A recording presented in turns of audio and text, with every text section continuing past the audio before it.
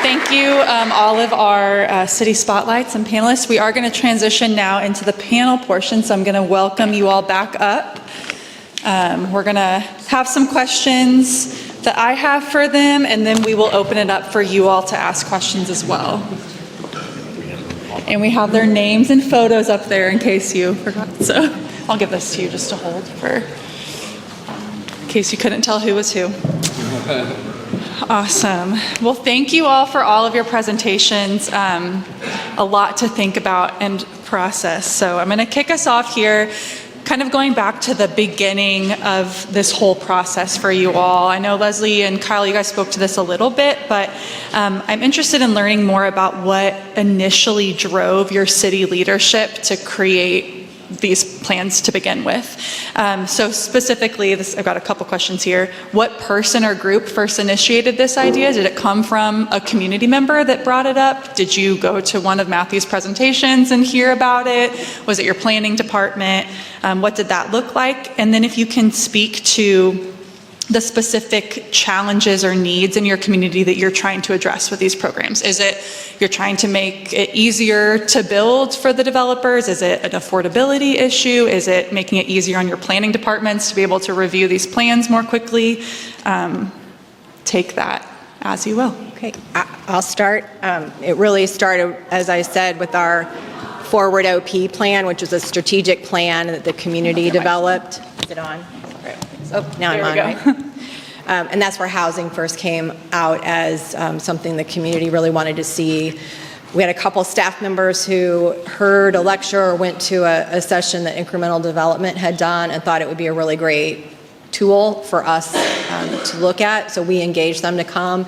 It was really eye-opening for staff. I think it was really a great opportunity for us to understand the push and pull for small projects and why what we get are large projects, because large projects have deep pockets and they can endure the time it takes to get through zoning and building permit, and just to realize if we want something different, we need to make some changes ourselves.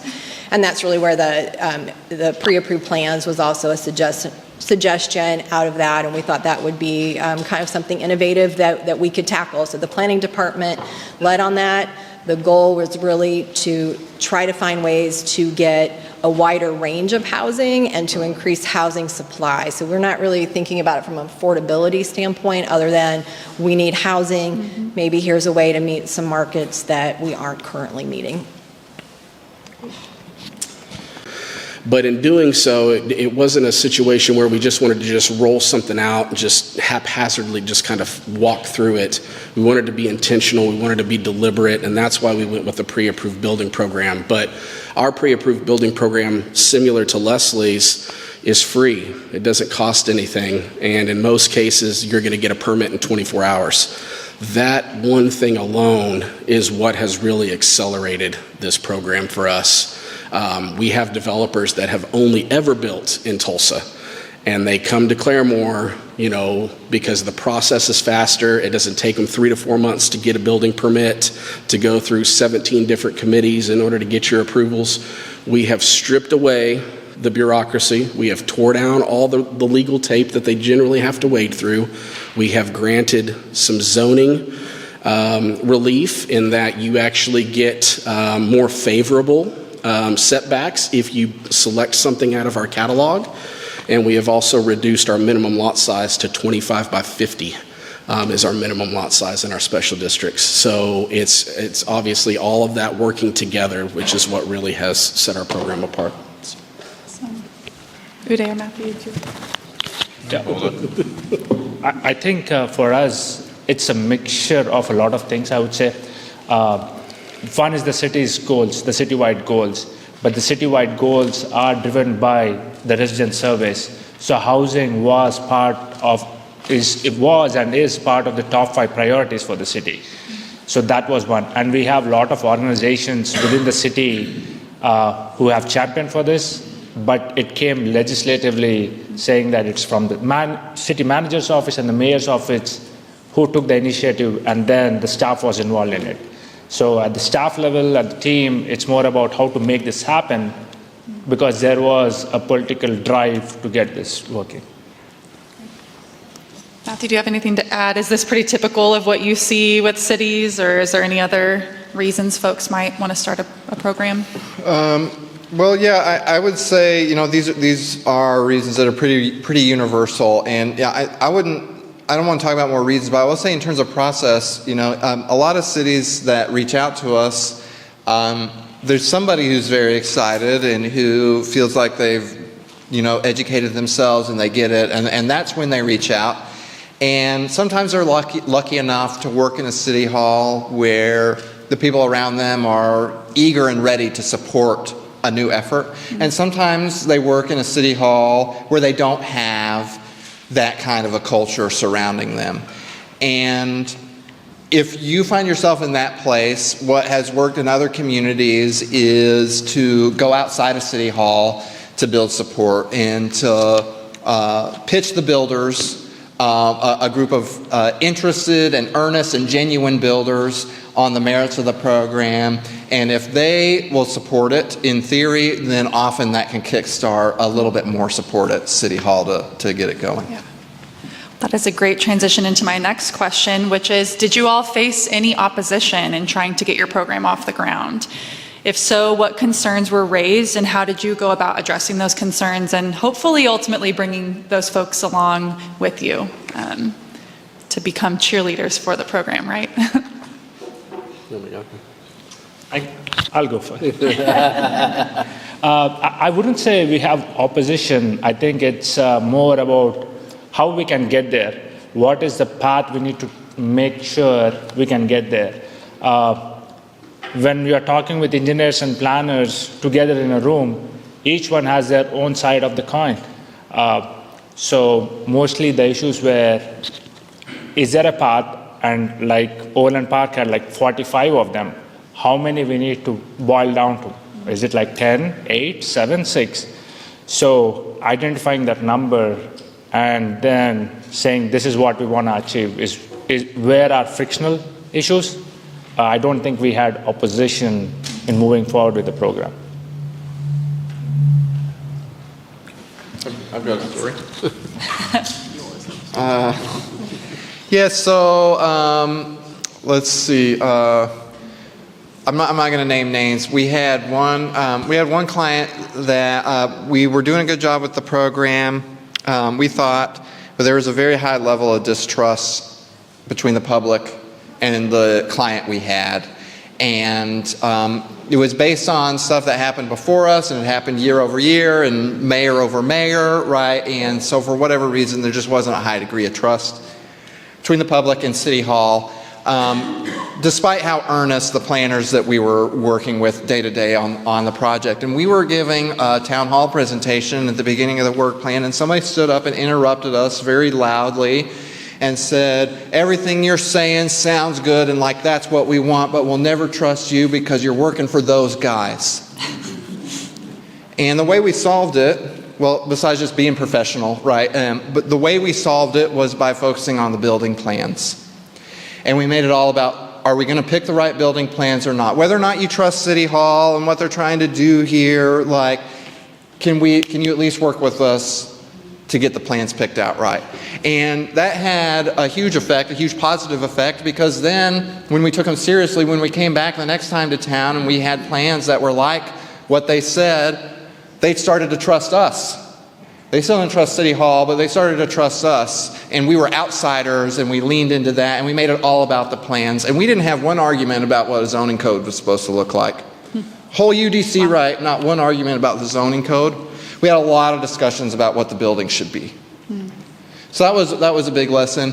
And then one other story I'll tell is a different city, we had the program almost ready to launch, and they presented it at a state AIA conference. We weren't there, a state architects conference. And one of the architects in the crowd, is about a room this size, stood up and was so angry they had to be escorted out by security, that the city was doing a program that was stealing the market from architects.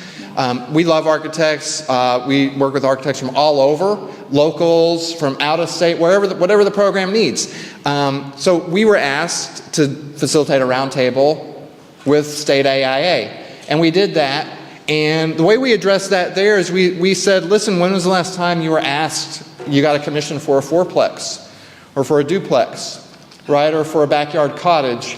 And, you know, these are such rare commissions for architects. What we said was, look, what our hope is, first off, only 2% of residential buildings in the country involve an architect. Can you tell, right, when you look out? Okay, so what we hope and what we explained to them was, hey, like if we can get a couple of good duplexes out in the field, maybe people for who that pre-approved building isn't exactly right will need a commission, and they'll be inspired to get a commission. Maybe we'll make a market. And that really turned the conversation around. That's come up a few times, never like that, where there was a police escort. That's only happened once, but the conversation's repeated more than once in more than one place, and it usually goes the same way. Yeah, so I would say in Claremore, you know, we spoke a little bit about the duplex issue, and so what we really got from the public was not so much opposition, it was concern, because the duplexes that were being allowed in Claremore for many years were your traditional front-loaded snout houses, right? And so they were very concerned that if we continued to allow duplexes as a typology, that it was going to eventually fracture the already fragile urban fabric that was in a lot of these historic neighborhoods. And so we had to look at it from a little bit different perspective. And so that's where we started to really start playing, very similar to what Matt was saying. We were using the plans themselves to help kind of tell the story to the public and inviting them for public engagement, allowing them to interact with the plans, allow them to see for themselves what we were proposing. And that really smoothed everything over. When we actually got our first Quick Start project, which was a duplex, the public was thrilled with the outcome. And we have not heard a single cry of no more duplexes at any of our planning commission meetings since. So, it is definitely something that has been very positive and well received by the public. And so that's really kind of how we approach that. The only other thing that I would say in terms, and it's not really opposition, but it was a little bit of a concern, and Matt talked a little bit about this as well, was we had to bring the banks in to the conversation in Claremore just because of the product. It was unfamiliar. And so in order to really get some banks to really buy off on what we were trying to do, we had to get them involved early and often in the conversation. And I would recommend that to anyone that is looking to actually start one of these programs, is to get those various financial institutions into the process early.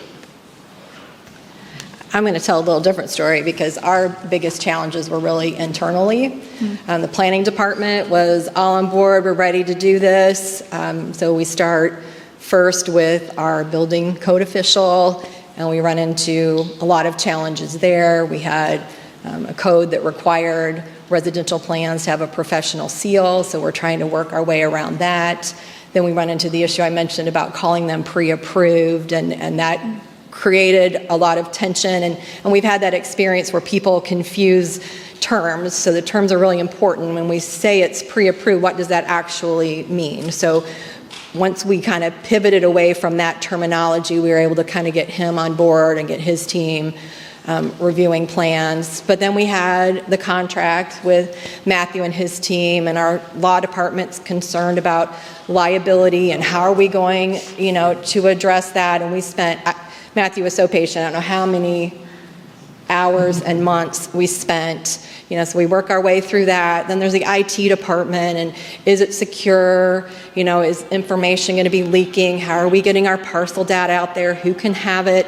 And it just felt like every time we tackled a problem, then somebody else wanted to bite at the apple again. So then we go back to the building sheet, and does this meet all of our, well, yes, we signed off on that already, like we're past that. And so we finally got to the point where our former planning director is now in the city manager's office. He was a huge champion, and we were finally getting to the point of just telling departments, this is happening on this day, and we are going to figure it out. Because we've been telling our council about this program for 2 or 3 years. We've reached out to neighborhood groups. They're aware of the program. There's a lot of support and excitement, and yet we cannot get our bureaucracy around the idea of doing it. So we think we're there, but it was a big ordeal. Yeah.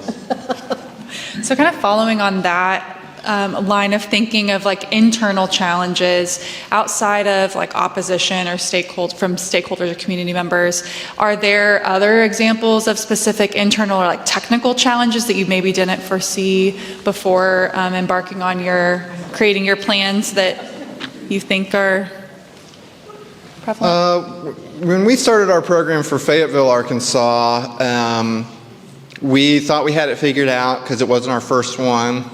So we were using our standard system for doing things.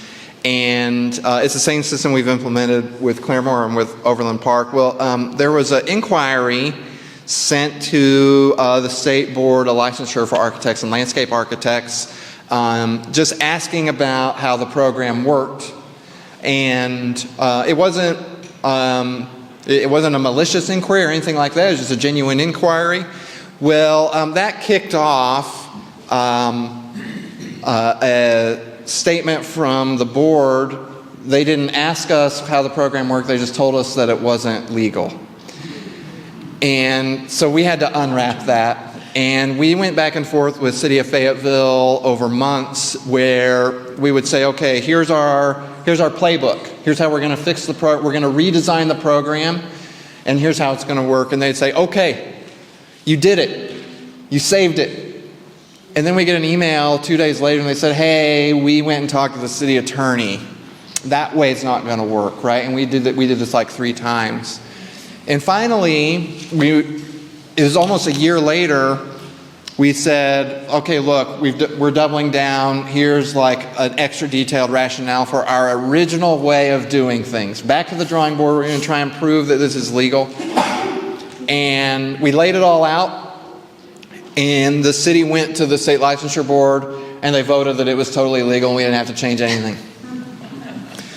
But now we have a certified letter that says the way we run our programs works, and any state that uses the same building code usually has exactly the same language. So this has been, it hasn't been litigated in court. I don't want to use the word litigated. It's been tested, right? And we never anticipated that. We didn't anticipate a year delay just to deal with a board that only meets once a quarter, right? But we had to work through it. Yeah. Anyone else? You have anything? No? Okay. On the flip side of that, what is the most significant benefit that you have seen to your communities, or maybe hope to see from your programs? Any surprising outcomes that you didn't expect? So I would say we've kind of always followed this model in Claremore where we take negative folks and just try to get them to a neutral position, right? At least, like at the very least. And then maybe if we get them at a neutral position, we're going to make them positive. And then hopefully if we get them positive, then eventually we can turn them into a champion, right, for a project. And so we just kind of go through the phases and try to, in hopes that at some point we can turn somebody that's, largely negative against something into a champion for the project. And so as we kind of have walked, through that, some of the surprises that we've had 2 developers, and I was actually sharing this with Matthew, that were just absolutely adamant that they would never build anything from the pattern zone, which it's an option. It's just an additional toolkit. It's not required. So they don't have to. But now what we have seen in the last 4 months is both of them have changed their tone and have changed their attitude, and they have now both built structures. And not only have they built structures, they are already turning in permits to build additional structures. These 2 developers own a large majority of vacant lots in Claremore. And so hopefully that is going to get us to not only reach our housing goals, but now we have somebody else that is advocating for the program on the development side. So it's fantastic. I think we've just seen a lot of interest, and that was kind of surprising. We rolled it out, and just the amount of interest and calls that it's generated. We've not got a project over the finish line yet because we know we have maybe some zoning things we can do that would help incentivize that. But just to get the community excited about talking about housing has been really exciting to see. I had a different kind of phone call. So recently, when people started knowing about, hey, we are going to have these free plans. So some of the developers were like, are you guys going to give it free and it's going to affect our market? I think how I look at it is it is bringing more competition and then based on the different type of plans which are going to be approved, we will have more housing that will be generated. So my personal goal is if we can get one bill this year, adopted and one bill this year, I think we are on the right path.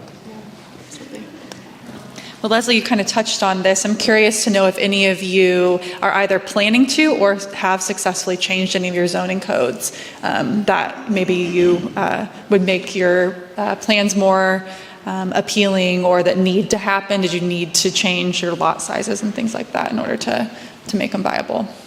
So we have made some changes. So we did have to change our municipal code to not require architectural sealed plans, and we did that for houses of a certain size. So I think it's 3,000 square feet and under. We don't require that anymore. We made changes to our detention ordinance to exempt projects that are under an acre from detention. And then we made a couple of changes in our zoning regulations to exempt the portfolio homes from our architectural requirements because we felt like we have the architecture we want. We don't need any additional review there, and to eliminate the requirement for a covered parking space. So we've made those 4 changes already. In March, we're taking as I said, a pilot program to our Planning Commission, and the idea behind that is to kind of leave it wide open. So we've written it to say, we have a suggestion for a minimum lot size, we have a suggestion for some setbacks, but we'd like to see what it takes to do these projects. So show us your plan and we'll take a look at it. We'll look at the context of the neighborhood where you're at and work to get those approved. So the idea is to allow some cottage court developments and some flag lot opportunities and to streamline the process, because we learned through the incremental development that the time it takes to get through zoning, and then in our city, when you do a plat, that's another public hearing, so it just extends the process out. So we are proposing to streamline the process and use a process we already have in our code that we use for churches and schools. So it does require a public hearing, but it's a public hearing only to the Planning Commission, and the Planning Commission has authority to approve it as a final action.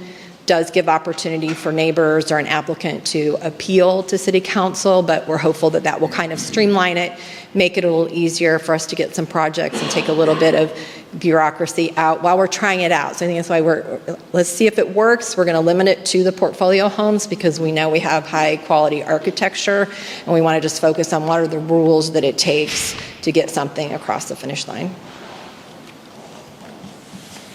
I spoke a little bit about this during my presentation, but obviously we did our pre-approved building program in conjunction with our UDC. So as we were kind of walking through the selection of the final typologies that we were going to be using in our program, we were trying to marry those up with code provision or proper code that would allow us to advance those projects without really any issue.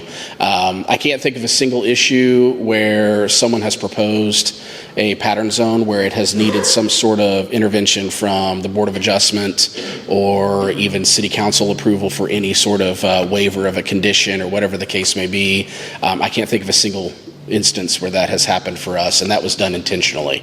It was to really simplify the process and to really streamline everything so that you weren't losing 30, 60, 90 days to get through some sort of approval process.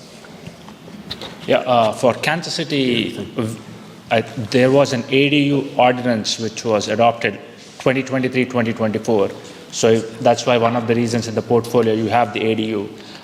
We are going to start the whole Chapter 88 or zoning process started from May 1. So in conjunction to this, we'll be updating our codes. Zoning code is one of them. One thing, these are all great things to do, and I would say, like, if you're trying to choose what you might do and you've got a lot of options to choose from, 2 things. One, do not try to do them all at once. Like, doing an omnibus infill piece of legislation is super hard. I'm not saying it's not achievable, but it's a lot easier to stack up smaller revisions over time, and it builds a little bit more trust with your colleagues.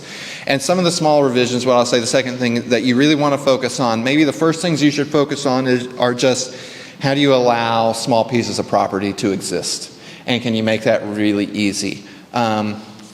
If you can make it a right that somebody can split off their backyard into a new taxable parcel, right, where an ADU might go, what you've done is you've converted the opportunity to construct an ADU into an opportunity for somebody to own that ADU as a separate home with a conventional mortgage, right?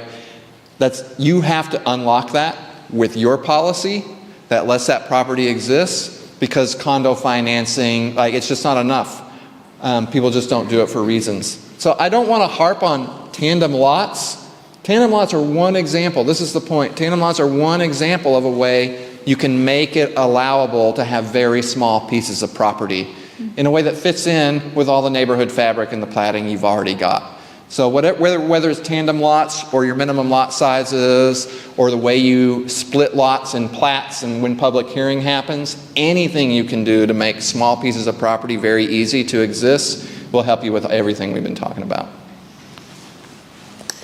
Great. Well, I have several more questions I want to ask you all, but in the interest of time, I want you guys to be able to ask questions. So if anybody has audience questions, just raise your hand. It's pretty good acoustics in here, so I'll just have you yell it out. I will, please speak loudly and clearly. I'm going to repeat it in the mic just because we're recording this and I want it to pick up. So I think you, Redhead Band? Yeah, heard you first. My name is Kate Hopkins, and I guess call myself an emerging developer here in Kansas City. And one question, there's a lot of emphasis on activating our vacant land. We have like 16,000, vacant parcels, something like 3,000 of those owned by the city. Many of those are like historically disinvested parts of town. So one thing I'm looking at right now, this is super timely, is the numbers, like how to make, say, a duplex or a couple of duplexes work.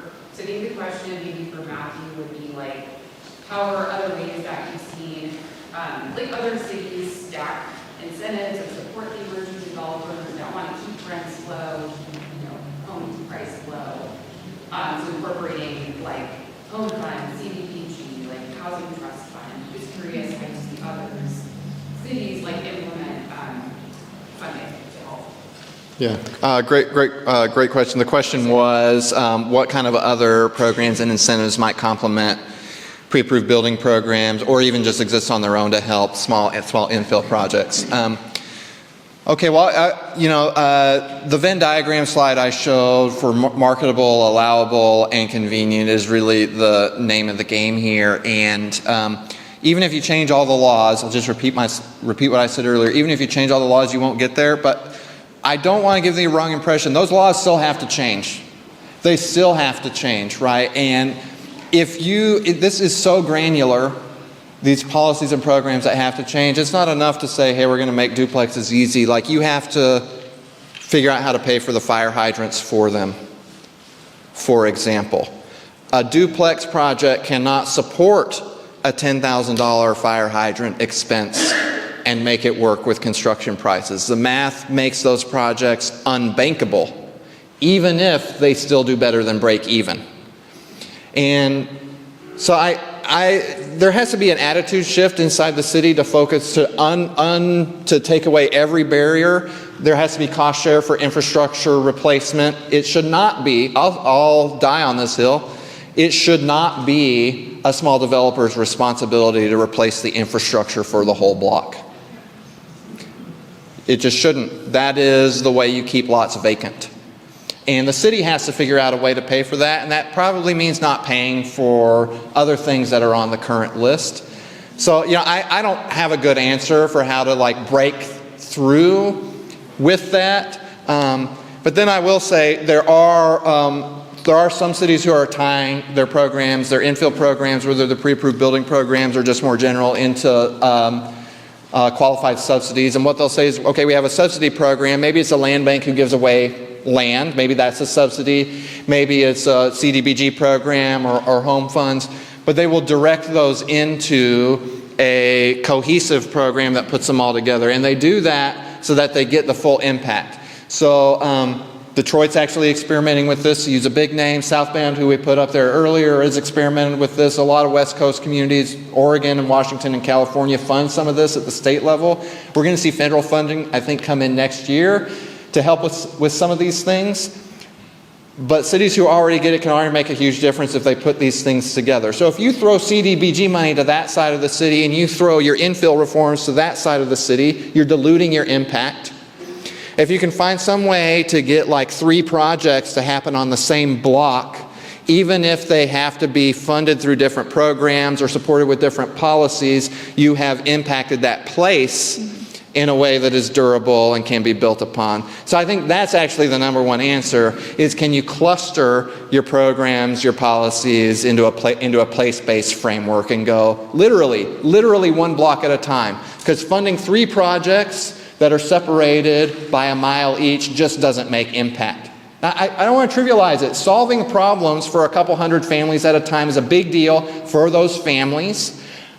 The challenge we're talking about is a scale of hundreds or thousands of families and units, okay? And so if we want to make these kind of long-term durable impacts with our public dollars, demonstration programs have to be clustered so that we reverse trends, so that we prove new trends and make new people confident about investing and doing their own projects in those locations.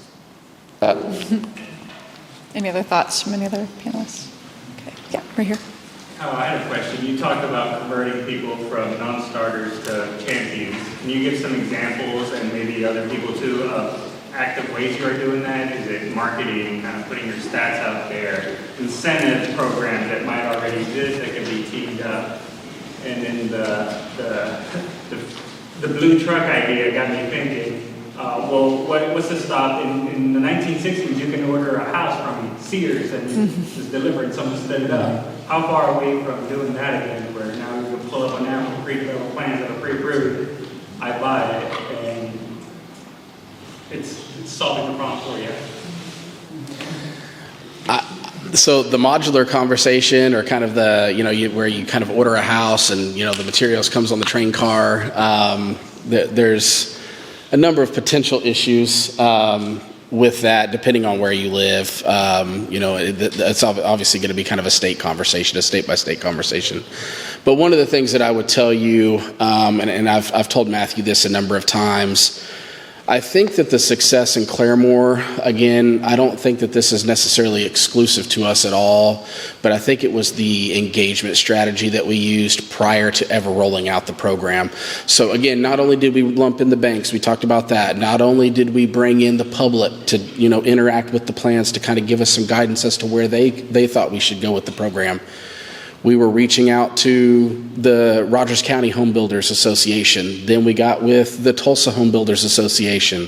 And then we got with NAOP, and we got with the real estate folks. And we got with all these entities to where everybody was all singing the same message.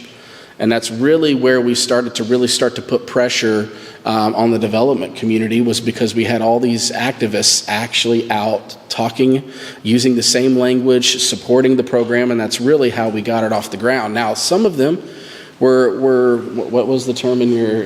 He's a mathematician, so a laggard, was that what it was? Yeah.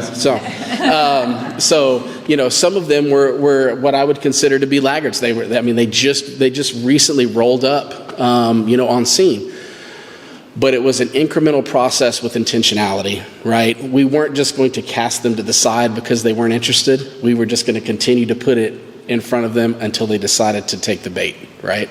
And they did. And they've built something. They've been happy with the product.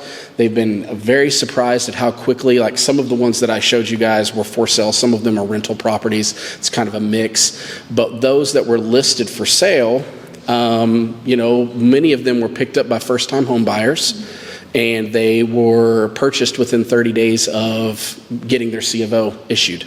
So, for a developer, for a builder, they love that, right? They love that. So again, I think it was just, again, being intentional, not cutting them out of the conversation, listening, and kind of just meeting them where they were. It was new.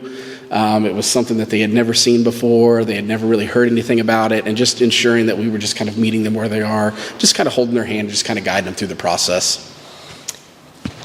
I think for us the critical thing was just the community support. So going through both our long-range strategic plan and then our comp plan and hearing that from the community, gave our council cover to say, yes, housing is important and we are going to make housing decisions.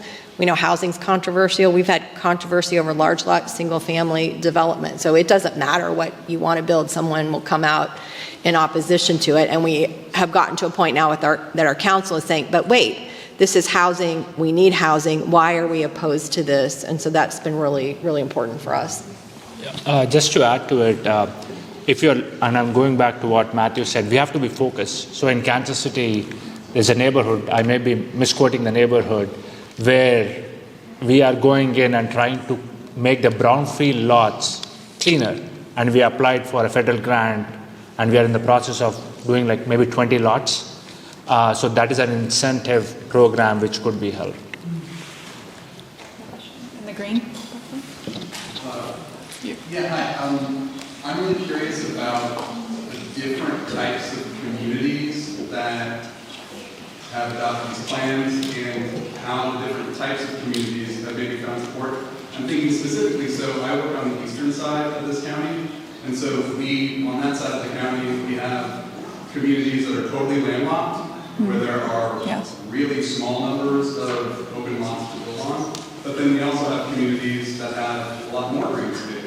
And so I'm kind of just curious, Matthew, as you work across the country, have you seen this type of system work in different parts? And also I'm kind of curious, I know the sort of profile of Overland Park in Kansas City, but I don't know very much about Claremore, what that looks like. So I was just hoping you could maybe speak to that a little bit. Yeah, great question. I mean, first off, to use these programs, you have to have space for new construction to go in. That's just, it's just fundamental requirement, right, to the programs being worth anything at all.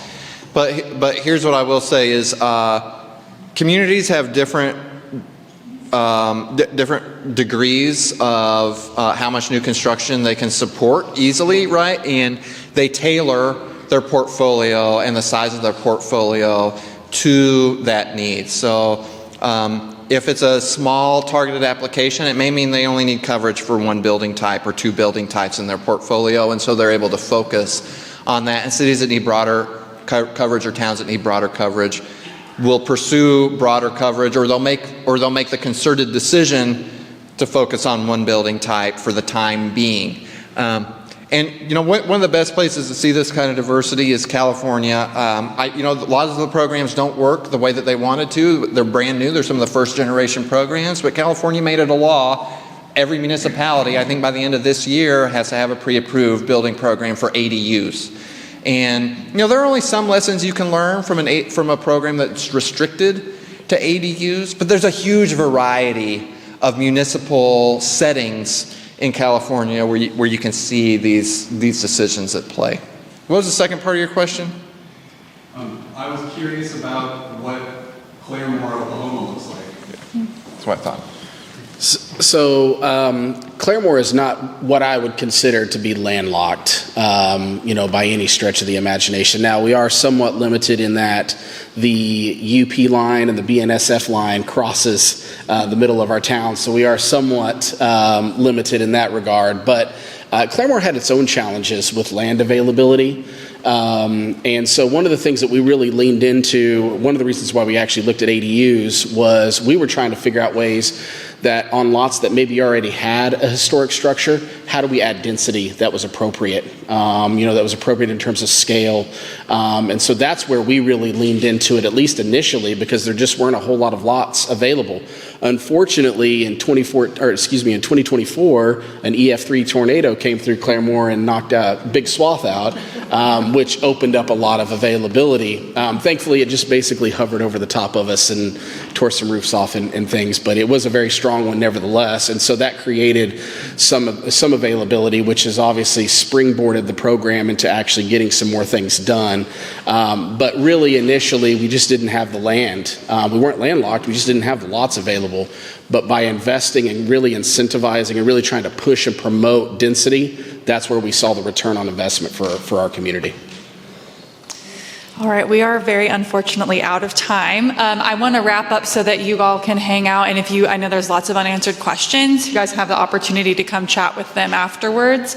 But one final question for you all. What is one piece of advice you would give someone who's interested in developing a pre-approved plans program in their community? And just kind of final thoughts. I would say don't give up, stick with it, and if you can find good advocates, and Matthew's a really good advocate for his company and does a really great job about generating excitement, and that opens the door to doing something different. We are going to get this approved. I'm asking all the small developers, come to us, talk to us, let's build more. And I guess I would just say that risk is inherently scary, but you can do a lot to mitigate risk by getting people connected and engaged early and often. I guess practical advice, I usually say what Leslie said. Get people together and get them together the next month and the next month and the next month and do it forever. And you don't have to own that. You just have to start it. You can provide the resource for the 10-minute talk or whatever. Somebody from City Hall can come talk about something for the first 10 minutes of these things for the first 4 or 5 months. And then you'll have a group of people that are going to advocate for these kinds of things with you. And you can rely on them. You can be a team together. Everywhere that's got this done quickly has done that. It's been universal. So that's what I'd say. If you don't remember anything else, do that. Great. Well, let's give a big round of applause and thank you to our wonderful panelists. I also didn't get to mention this earlier, but we want to also thank Habitat for allowing us to use their gorgeous space for this great conversation. So thank you to Habitat and their team for letting us have this conversation here. With that, we're going to let you all go. We hope to see you over at Vine Street Brewing from now until 6, and you can stick around and ask questions as well.